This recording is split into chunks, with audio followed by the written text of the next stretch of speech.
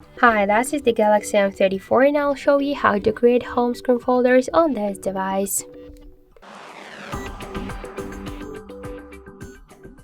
So we got a couple of ways how we could do that. The first one, the regular, you should just hold the app and drag this app to another one, and we could see that by this way we just successfully created the new home screen folder.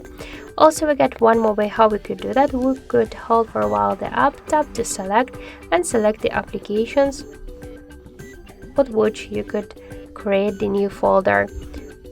After that, just tap to create folder on the right upper corner, and as you can see, that's so simple. And also we could make it by the third way. Just hold for a while the application, select the apps inside the folder and tap to create folder. So this is the ways how we could do that.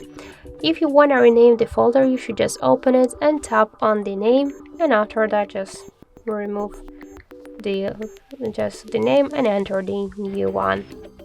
Also, if you want to do that, you could also hold for a while the folder and tap here to this edit icon, and by the same way just to rename the applications, the folders.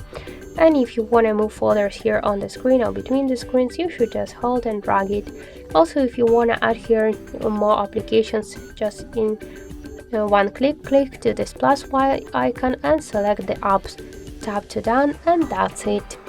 If you want to change the color of the folder, here just tap here and select the new color. So if you want to remove the applications from here, hold the app and drag it to the home screen if you want to stay with this application on the home screen. If you want to remove it from the folder from the home screen, hold it and tap to remove icon. Also, you could select a couple of apps and remove them, and also we could remove all of the applications with a folder together, but just hold the folder and tap to remove icon.